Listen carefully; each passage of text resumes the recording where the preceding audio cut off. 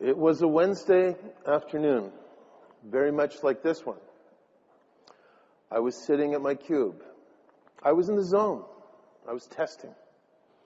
Suddenly, I hear a voice over my shoulder behind me, and it said, "Rob, how long is it going to take to test Project Fizbin?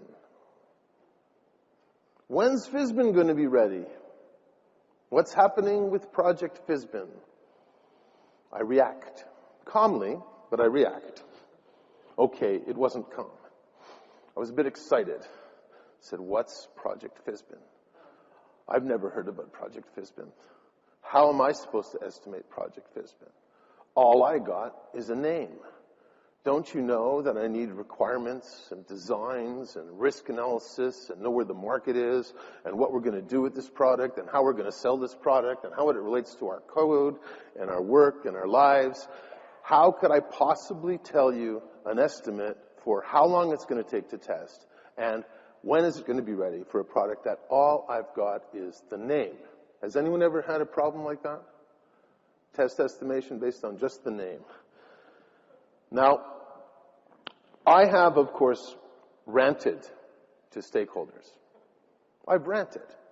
I've told them off.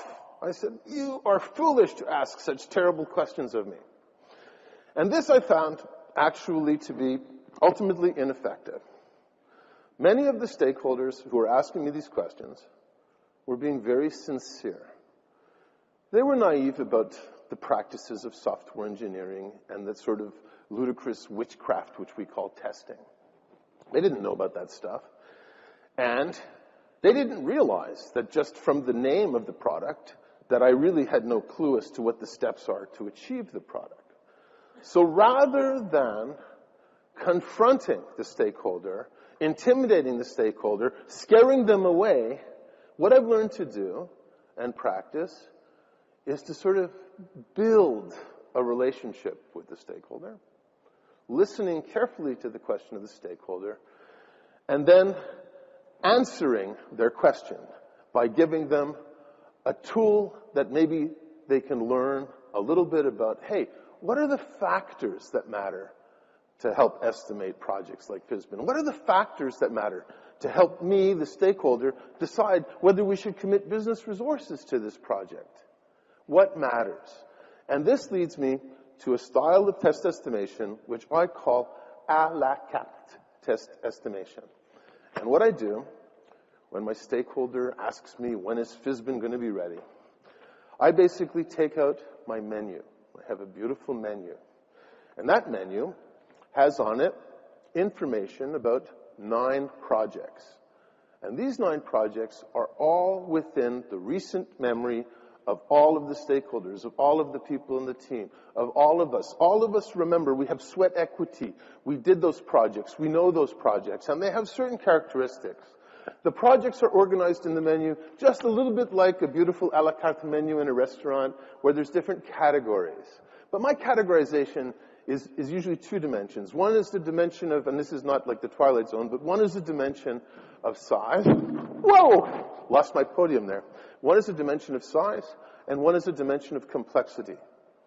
Now, size, I have small projects, I have medium-sized projects, I have large projects.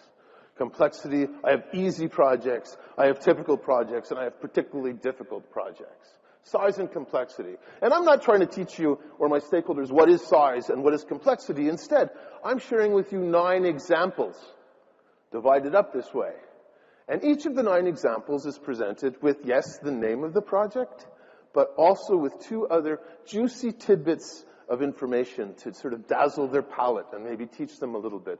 One is the actual time we spent testing that project, and 2 is how many bugs we had to fix after the release for that project. By giving this tool to the stakeholder, I then will engage in a discussion saying, I wonder if Fizbin is similar to any of these. Maybe you can talk to your other stakeholders and developers and architects to figure out where Fizbin fits into this range. I'm not sure how long it'll take to test Fizbin, but we've done a lot of testing before. And maybe if you can look at factors like size, complexity, and other dimensions, you can help frame your projects. Thank you very much.